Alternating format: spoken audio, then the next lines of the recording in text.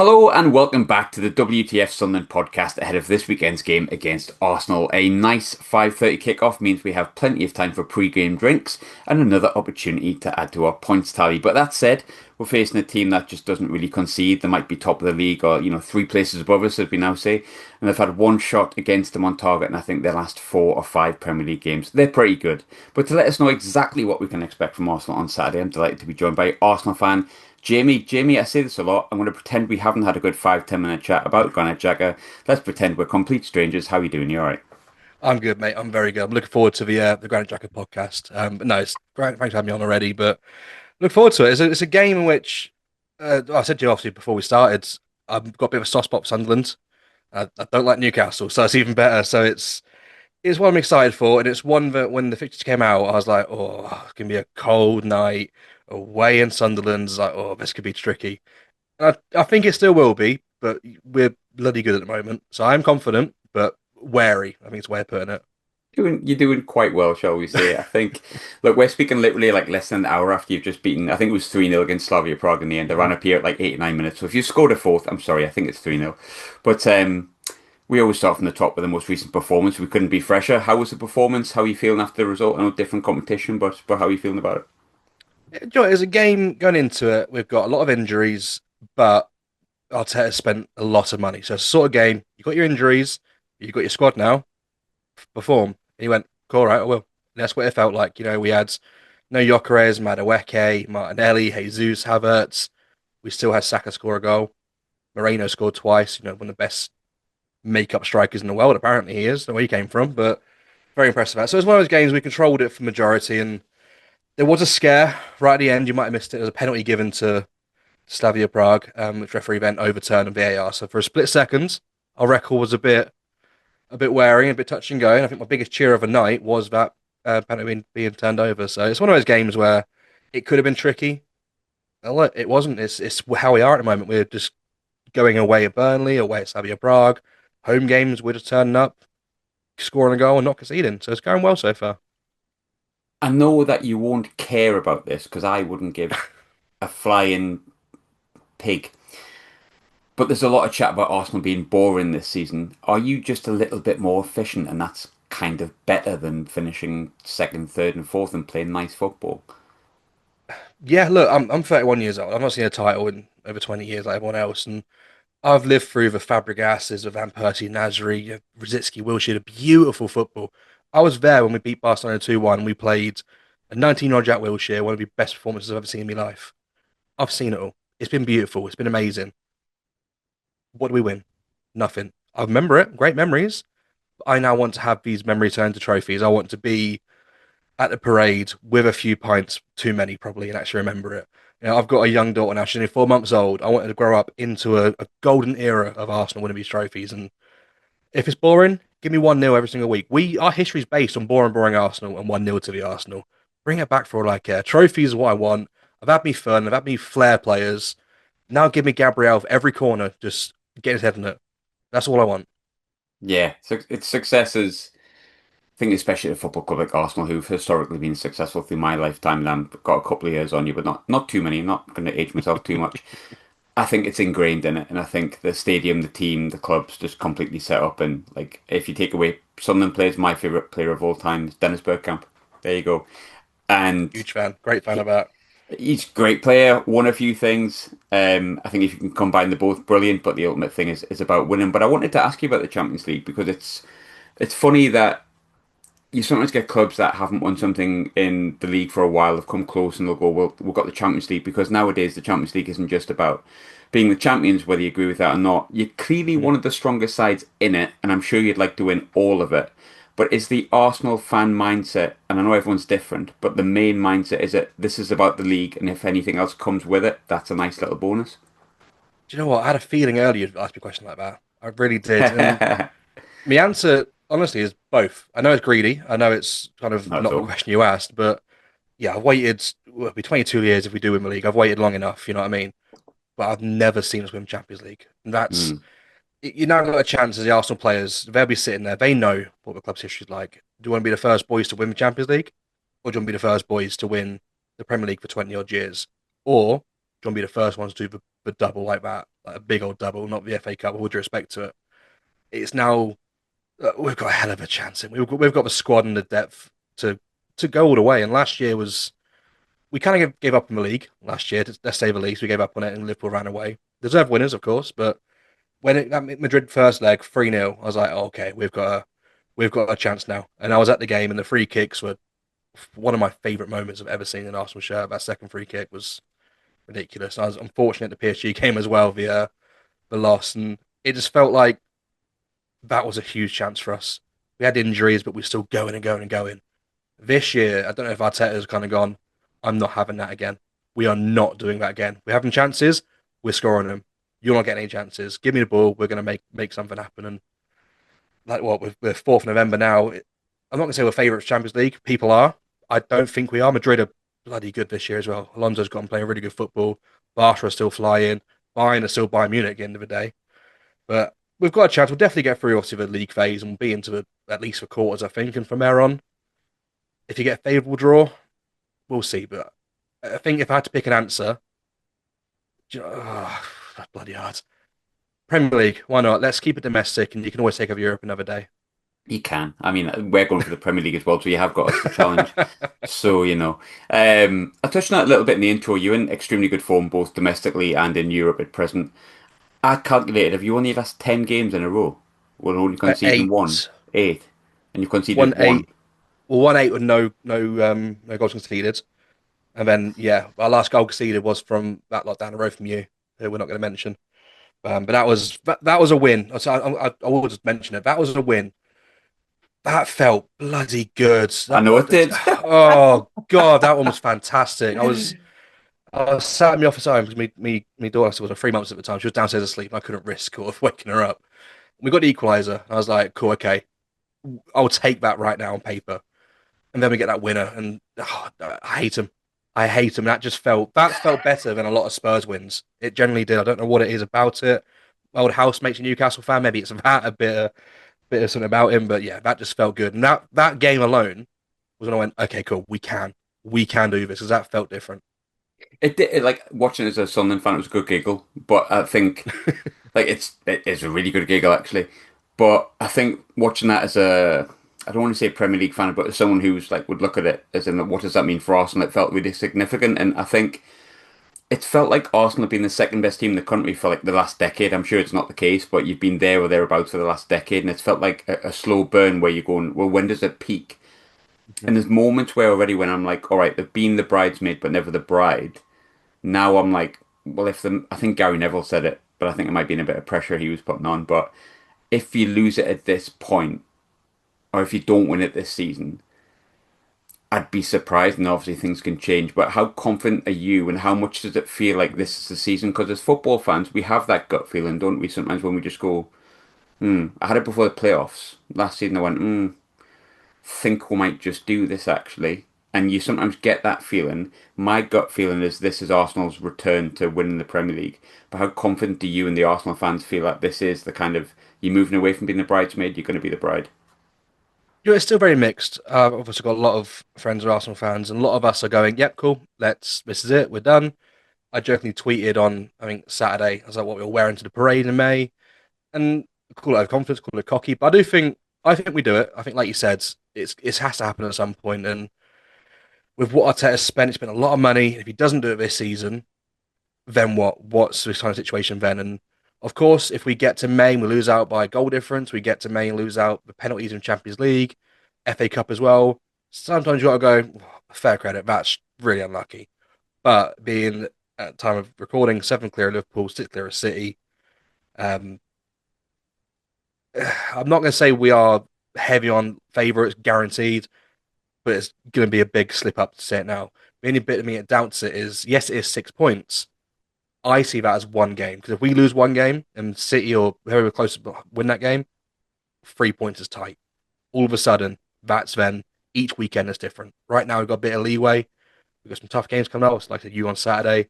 After the break is Chelsea and Spurs. So if we can get to Christmas still top with a 4 or 5 point buffer, yeah, then I'll be like, okay, cool. This might actually happen. I fell in love too much in that first year, 3 years ago. We went for it, and yeah, I was punished then. Well, getting carried away, isn't it? As we've been saying ourselves for the past few weeks. But you haven't conceded a goal since September 28th, which is okay, fair enough. That's a bit mad. But you've only conceded like one shot on goal in like, the last five Premier League games or something like that. And I think when you look at if someone said to me, right, Arsenal, who are you excited to see? Who are you kind of worried about? Who do you think? And I'd be like Saka. I know he's injured, but Odegaard. You know that you go for the attacking players, but Mm. quite clearly the backline plays a huge part in it. Like, how much of a factor have they been in that really good start of the season, recent good form, and why is it they are so watertight? It's been a few years. It's been kind of growing and growing with return of Saliba back to the club. That helped Gabriel settle down. Of course, we had the really bad injury to Timber, which kept him out for a year, bless him. And then Calafiori came in and got injured for most part of his first season. So I think it's been a defence Arteta's wanted for a long time. It hasn't put out, but now it's watertight, like you said, and it's one of those things of they know each other so well that even when we bring in players like Nkapie played tonight, we still play the other three, but Nkapie comes in, or if Mascara comes in for certain games, even if Ben White comes in for a little bit, we seem to be okay. Which that's the most remarkable thing for me. We can chop and change little bits, and it still all makes sense. And it's it's quite crazy how it's happening because in the first game of the season, the United game away, I think they had like 9 shots on target against us, which is quite remarkable when you think about it now. What's happening with Arsenal and how it went down. So I think I'd say I saw that went, hang on, what we're doing? No one else have more shots, and obviously apart from Liverpool stunning free kick, Mm. no one else has really come close apart from obviously a breakaway from City and the lot down the road from you, which again we're not going to talk about. So it's little things that I think now when we concede, because obviously we're going to concede again at some point. When we concede, will it be at the end of a 4-0 win we've already put up and we concede last minute? Will it be a goal we concede in the 60th, go 1-0 down? Because that's then a complete different change mentality. Now it's Arsenal have gone, you've breached us. Okay, now what do we do? Do we over attack and concede a second? Do we stay as we are and just keep going and going and going? That's when Arteta will learn his flowers. So hopefully not this Saturday. Hopefully not in November. So hopefully in December time we can concede a goal at 4-0 up. That's what I'd like. I think when you're looking through players that drive a title race or drive winning trophies, essentially, there's always one player that stands out. We'll come on to him soon. Granit Xhaka is clearly our driving force behind what success we have this season. I think Saka takes a lot of the headlines. Jokeris has obviously had headlines because of the amount that he's cost and the fact that Arsenal are signing a number nine. Obviously, Gabriel Jesus is out. Clearly, Martinelli plays a big role. He's also injured at the moment. But in your opinion, who is Arsenal's driving force? Like, who's your best player? Who's the one that's gonna turn finishing second into finishing first and kind of changing those narrow margins that mean you've missed out in the past? For me, I think a lot of Arsenal will agree. It's Declan Rice. He is when he came in, see 105 million quid, just won a trophy with West Ham. Had a good first season. Well, brilliant. Okay, we're second again. Had a brilliant second season. I mean, he carried us from March to May, especially in Champions League and the league. He's scoring all the time. Finished second again. You're like, ugh, was he that player? Is he that player? And then just sometimes you just sit back and watch him. Also, you guys more not Arsenal fans. You watch the game. I kind of watch the game the next day or day after and be like, he is bloody good at football. It's not Mm. just his passing abilities improved, everything's improved. He was very good at West Ham, and especially really good for England at the 2020 Euros. And he's just got better and better and better. And it's a player which like, tonight, if he got booked tonight, he'd have missed the Bayern Munich game, which obviously would have been massive. Luckily, he didn't, so I'm glad he came off when he did. But that's my first thought was, okay, we've scored three, conceded none. Declan Rice, get him off right now, get off the pitch. And it's if we lose him, that's when we start to struggle because we can not replace Saka, but we've got Madueke when he's fit. We haven't had Erdegaard for 3-4 games now. We've had no Havertz. Players are missing. Like I said, we've got a squad. We haven't got anyone similar to Declan Rice. We've of course got Norgard, who's a good, solid Premier League midfielder, of course.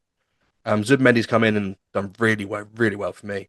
But no one's close to Declan Rice. It's either him or Gabriel are the two that are so important to us. But I feel like I said earlier, you bring in the spare players in defence, you can probably still get by. Declan Rice is that one. He is just probably a future captain of definitely England, hopefully Arsenal, depends how it all goes. But yeah, I think if he was to pick up an injury or lose, I don't know, a few games here and there, that's when I'll start to not crumble a little bit, but in myself, my games won't be as confident watching, put it that way. Ballsy, I watched the game tonight with the fact that we played on Saturday. Like half an eye on my food and my pint, I'm not gonna lie, but I did have an eye on the game and some of his crosses putting in, like his set piece delivery as well. It's not something that maybe as a casual fan you would, and as an England fan you always pay attention to, but his delivery in the boxes. It's got better and better as well. I think when he joined Arsenal, he did it a few times. Like, where's this come from? It's just didn't could do this. But obviously, the last 18 months, Arsenal have been infamous for set pieces, and it goes to show that if you do work on it and work on it and work on it, his delivery is. I'm not going to sit here and say as good as David Beckham because that's quite top tier delivery of a ball. But he's one of the best I've ever seen in my generation. Obviously, we've seen. It reminds me of a half between a Dimitri Payet and a Ward-Prowse sort of technique of he can whip mm, it and get good speed on it, but it's so direct and so pinpoint. But it's a trait to have, which more clubs you can see nowadays. You guys doing long throw-ins, you'll bring it in as well. And obviously, set pieces are now getting bigger and bigger. Eventually, there'll be another player for a certain club in Premier League who might do free kicks and corners like that, and Arsenal go, right, okay, what do we do now?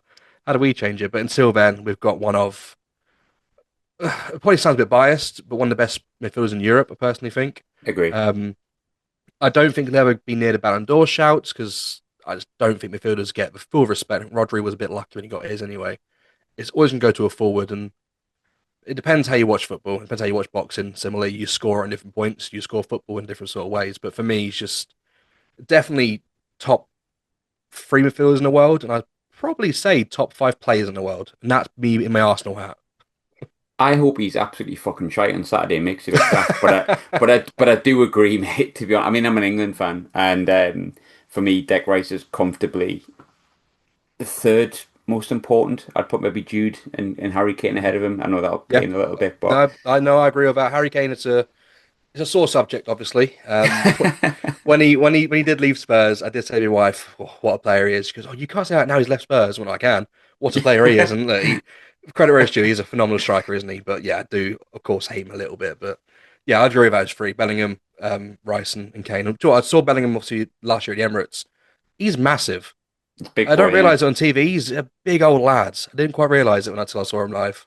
People don't believe it, but his brother Job, who obviously played for the best club in the But he world was last he was a season, good player in he as well. I don't know why. Well, money sold him, but 2 inches bigger is he? in height, for the record. I better clarify that for the listeners so we don't have to put any kind of explicit content on this. But I'll swiftly move on from that. Anyway, yes. So you said before about injuries, right? No Gyökeres, no Martinelli, no Havertz, no Madueke, no Odegaard. It's a big bunch of good players, but the Premier League quite clearly is about squads. We've touched on it a little bit, but you've got a few injuries there with your strikers, which is something that's been discussed before in the past about do Arsenal need a striker to have number nine? You're not really going to have one. How likely are Arsenal to sorry, the question I wanted to ask, I'm getting mixed up here, the pint's gone down too fast. It's a big blow. How will Arsenal likely remedy it on Saturday, and how big of a miss will he be to not just the goal scoring ability, but what he brings to your team? Because we played against him when he was a bit different. He was at Coventry, but he was Yeah. quite good then as well. It pains me to say, but he was quite good then as well. This thing, if you look at his stats, okay, he's got 6 goals and I think 15-ish games around then. You go, oh yeah, that's all right. It's not amazing. You spent 6 million quid. You expect more. But if you watch him play instead of watching the stats, you think, whoa, okay, he's a bully. He will run your defense ragged. And my favorite thing about him is we saw it early on in the season. Ball's up long to him. He's got two players on him. Or Saka's free. Oh, Martinelli's free. Oh, Odegaard's running free. Oh, Declan Rice running free. He takes eyes all on him, and that's huge. And against Burnley on Saturday, probably his best first half for Arsenal. It was bloody good. It was really good. Got his well-deserved goal. Probably would have got more if he carried on. What I will say is tonight was really, really important for Moreno. He got the 2 goals. One was a great finish at the near post. One was a very uh, solid, good header, really. It was a very brave header, actually, to win it. And those 2 goals and that game really helped Arsenal. So we went into your game without that game midweek. We're going back to a team we've not used for quite a while. Moreno up top. We're going back to last season. Now we've had, he played all the games tonight. He's got his 2 goals. He's confident again. It helps us. I'm not going to sit here and say we'll be remotely close to what we are with Gyökeres because in the second half against Burnley, we weren't. We didn't really come out. We got two. Yeah, you won't score. we'll sit back and let you have it. And that's what happened. And yeah, I think tonight was really important to get Moreno just back in that position, back to, working those runs again. And he did really well, but Premier League's different. With all due respect, Slavia Prague, they are a cliche European away day without the kind of the hardness of it. Saturday will be an entirely different ball game. It'll be louder, it'll be scarier. It's a big game. Sunderland fans will turn up for big games. You always do. It's now, can we do it then? And I personally think he will be the one to not do it. I think he'll play well, but I think you guys are focusing on him so much, it will be down to Saka to get more involved, or even Rice to make those late runs, and having Mendy back as well will be even better. So it's nice we've got someone who's a bit more confident now compared to Saturday evening, but I don't think he'll be the main man on Saturday. In regards to the game on Saturday, clearly I've held it off and held it off. I'm going to come to Xhaka in a minute. But there's another. I kind of thought, how do describe him here? And he is a bit of a cult hero because of something he did against Coventry a few months ago, which I watch daily, to be honest. Really highly rated at Arsenal, but wasn't really Hmm. able to get into the side. Then he went to Millwall, Blackpool, and he's now flourishing at Premier League level. I personally had no doubts about him, but I know naturally some people will have done both inside and outside of Sunderland because he'd never played Premier League football. But he's flourished. Another good game yesterday. Great game down at Chelsea. How highly rated was Dan Ballard as a youngster at Arsenal, and what have you made of his past few years with Sunderland really? Because he's really moulded into. I haven't sworn this podcast yet, so hopefully YouTube won't get me wrong. A fucking absolute monster of a defender. Yeah, he was always at one. He wasn't highly tipped at Arsenal, but he was definitely spoke about as someone who could make it, and I believed he could have as well. But yeah, when he went, he was one of the ones that was like, oh, I wish we kept him. I did wish we keep him. There was a few of them. There was Christian Billick as well. Went to the Championship, down a few leagues.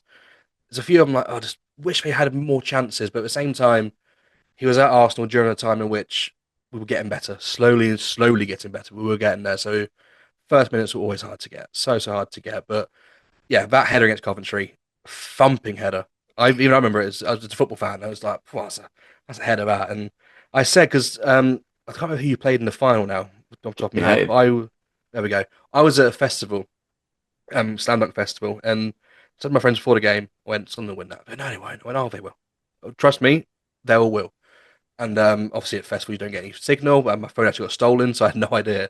At the hotel the next day, and I was like, who won that game actually last night? They're like, oh, Sunderland. I went, I told you. Should have backed it. I didn't, but it's one of those things that the players you had in Sunderland were this is really harsh. Let me clarify what I mean. None of them are the best in the world in that position. None of them are the best in the league in that position. But as a team, phew, it works, doesn't it? It works so well. And just seeing how you've gone from that coming up, I was like, you'll be fine. You'll stay up. You've done much better already than I thought you would, which is fair credit to that. I'm looking forward to Saturdays for that as well because just to see you guys more regularly and against us, I'm really excited for it in that respect. See how you get on because it's going to be a test. I'm excited about Saturday because I think for us, I said in the podcast last night when we reviewed the Everton game, it's a bit of a free hit, but I'm not going Hmm. into it going, oh God, we're going to get absolutely smashed. I mean, I was at the game in the League Cup, and it's a very weird game to think back to. We got beat 5-1, and I left the Emirates. I've been to the Emirates. I've seen us get a draw at the Emirates 0-0. The Solly Montari days. I've seen us lose 2-0. Nicholas Bentner scoring for Arsenal. I've been to Highbury back in '97. Like I've been to Arsenal and never really seen us win. I went to the FA Cup. Jordan Pickford's Sunderland debut got beat 3-1. Never seen us win, so I've never really left massively that happy. I was alright after 0-0 to be fair, but the 5-1 I left. And I was really happy. I was like, oh, we actually had a bit of a go at Arsenal here. And I think Broadhead obviously got injured and then we kind of fell apart a bit. And I think Charlie Patino came on and scored his first Yep. goal for Arsenal and all that kind of stuff. And I always look back to that game as like the first game where I was like, well, one day we'll be back at this point. And because I remember that game, me personally, so well, I'm really excited for Saturday because I think we could get whacked 4-0. We could sneak a 1-0 win. You just don't know. The fact of the matter is, I feel like we can compete. And for such a long time, I wasn't sure if we could compete with Accrington Stanley away sometimes, and that wasn't that long ago, which is kind of worrying. But one of the big reasons we can compete, which we're going to come on to, I know you're waiting for it, so let's go for it. Granit Xhaka versus Arsenal is going to take absolutely tons of headlines. I'm not going to Hmm. lie, I knew he was good. I said to you off air before, I'm starting to believe he might be the best midfielder I've seen in my lifetime. and I am being honest with that because he is such a good footballer. He's world class in terms of what he offers on the pitch. Like away from the pitch, he obviously offers massive amounts as well. But he didn't always have the easiest time at Arsenal. You do see that sort of situation when he got booed off. But look, you take a quick glance at the Sunderland comment section when we post about him, and there's as many Arsenal fans in there as there is Sunderland fans. There's clearly a lot of affection for him. So if there was any problem at that point, it's definitely changed. How excited are you to see him again? Obviously, not too much because you don't want him to do too well. But what does Granit Xhaka mean to Arsenal fans as well? Because it feels like you have a real affection for him, which you don't always see with former players that often. But there's clearly an Mm. affection there. Oh yeah, he's a cult hero. As you mentioned, it got a bit negative from some fan bases or some part of the fan base during his time here, and I feel, well, if Arteta didn't come in, he's gone. His bags were packed. I think he spoke about it in, I think it was the All or Nothing Arsenal series. His bags were packed after all that. He wanted to leave, and Arteta went, "Give me, because it's in January. Give me the rest of the season. Let's see how this gets on." And that's all history. He turned it all around. His last season at the club was he was one of the best fielders in the league. He was brilliant, and it was a shame to not have one season with him and Rice together. I think that'd been really really good to have for the club. And look, I was at his last game. It was I think it was Wolves, the Emirates, and I backed him to score and I backed him to get booked. He scored twice in the first few minutes. I was like, "Oh, he doesn't get booked there." Didn't do anything. He should have got a hat trick, but didn't take a shirt off, didn't take someone out. I was like, "Oh, come on, do it, do like you used to back in your old days. Take someone out." He just didn't. He then came off to stand ovation, which he deserved fully. But it was a turnaround that I've not seen in a long time at any football club, really. Like I said, he was bags were packed, ready to go, and he turned it around and turned into this leader both on and off the pitch. We had obviously a very young team in that first title run, and he really helped them kind of stay on track for as long as he possibly could. And yeah, it's going to be. I'm glad he scored the other night against Everton. He's not going to score one. Well, his first one won't be against us, but he still might score. But it's great. I'm looking forward to him back at the Emirates as well because I think he'll get a very warm reception then. I think he'll get an even warm one tomorrow. You guys will cheer. Our away fans are one of the best sections of the league, so they'll cheer his name as well when you guys do. And in an ideal situation, it's we're 3-0 up. He comes off about 10 minutes to go. We all applaud him. That's what I hope happens. But no, I'm looking forward to it because he's just one hell of a player still. This is the thing about him. He hasn't got worse. He went out to Germany, won the league, and just kept getting better and better and better. And it's almost like he's got a bit older. He's never been the fastest in the world for anyway. He knows that himself. So he knows, cool, I'll take a yard back. I'll slow the game down. I'll dictate the pace a bit more. And I feel like Arsenal, he was obviously captain sometimes, and of course lost it. With you guys, he came in, captain straight away, which did shock me. Well, from the outside, obviously, I was like, whoa, okay, that's big. But already from the outside, you can see how big he is to your club, your players, your squad, and of course your fan base, like you said. So I'm excited to see him play. I'm excited to see the reaction he gets and how he performs. And we said obviously off air, if he does score, there's no way celebrating. Not a single doubt in my mind he's going to celebrate if he does score. I'd rather him score and not celebrate than not score and celebrate.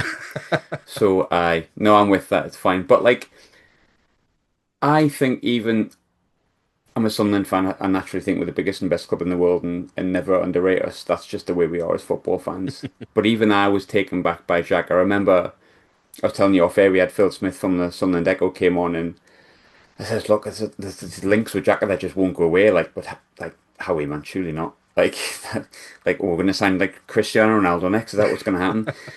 And even he went, yeah, there's rumours, but I just struggle to believe him coming in. And I think a lot of the Premier League kind of, at that point, we'd signed some good players and would spend some money, but that's when everyone went, well, hang on a minute, they mean business, I think, here, and they might actually do all right, because that's a really shrewd signing.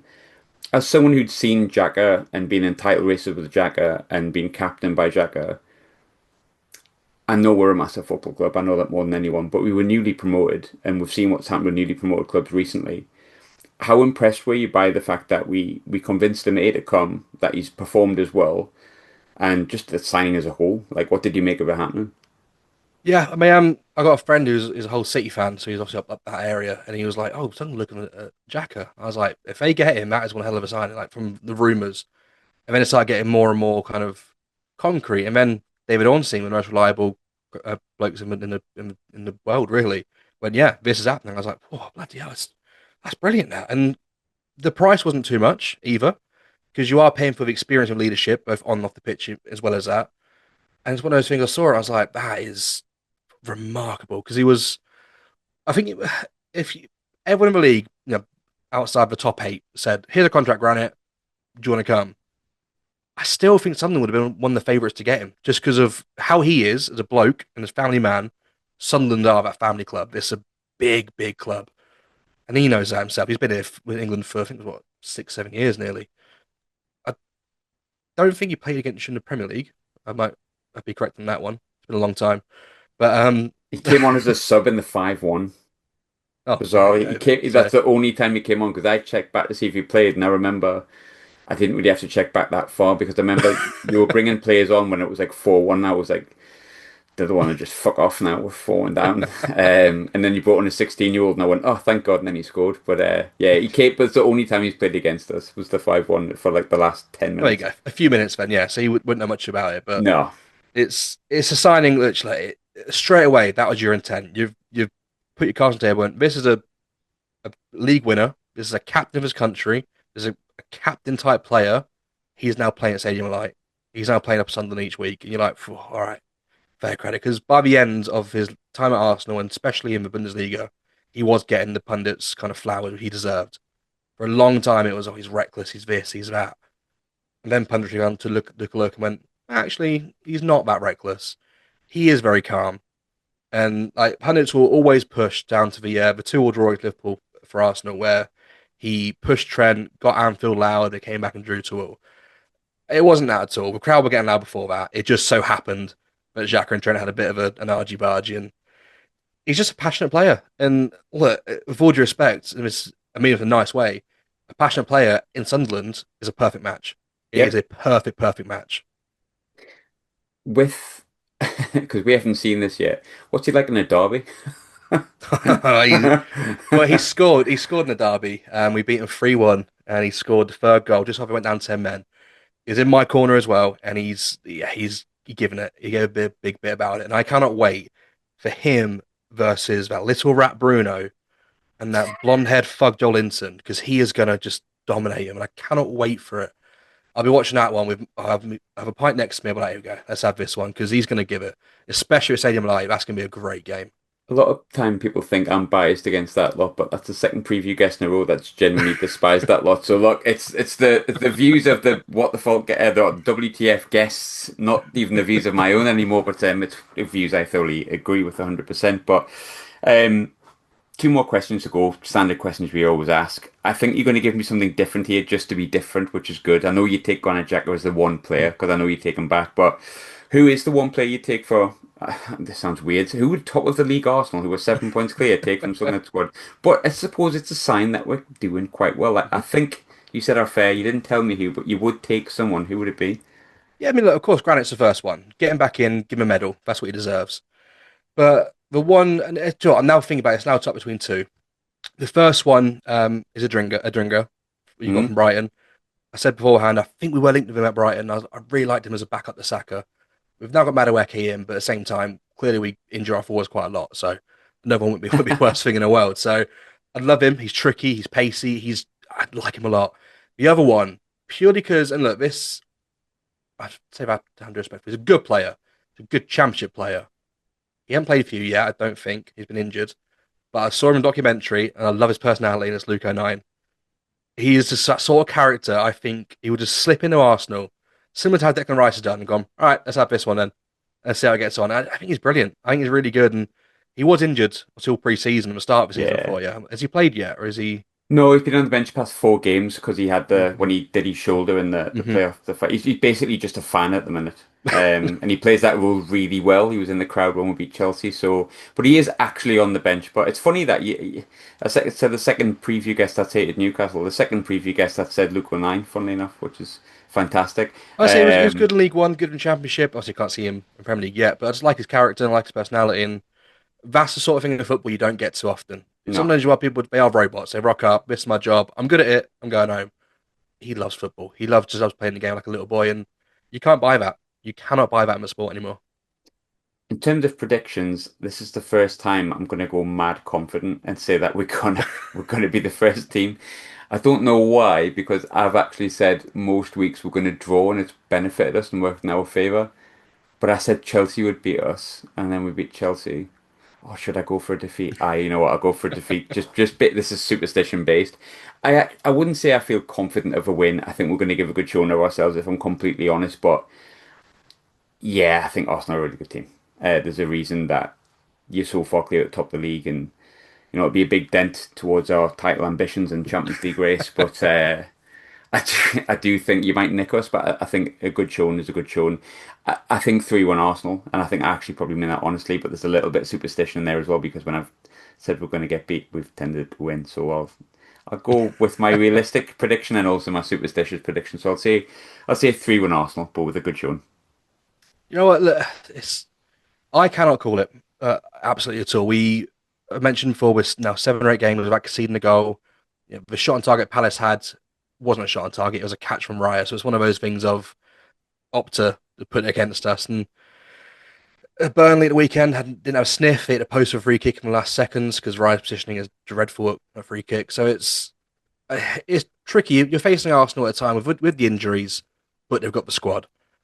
But it is a Saturday tea time game in a stadium which will be loud with fans who are going, "We're having this." Like you said before, it's to be a game which the fans are up for. So it's a hard one. I think I'd be misled not obviously going for Arsenal with the form we're in, how we're playing. I'm not thinking anyone in the world can beat us right now, and that's based on how we're playing, how we're performing. So I'd be more I'd be more annoyed about conceding a goal um, if we were to win 3 or 4 nil. Give me a 1-0 from a corner, just to annoy all the set piece people on social media. Give me another corner goal, just to annoy someone. Big Saliba header, just to make it different. But no, I'll go 2-0, but I don't think it'll be an easy 2-0. I think it might be an early goal to kind of take your pressure away, and then you'll just hound us for 15, 20 minutes again. We might be scoring a break. That's what, yeah, I'm sticking it in 2-0. I'll go with that one. Hope you have a horrendous weekend, Jamie. But good luck for the rest of the season after that, mate. I've actually really enjoyed that chat. Hope you have as Yeah, well. you too.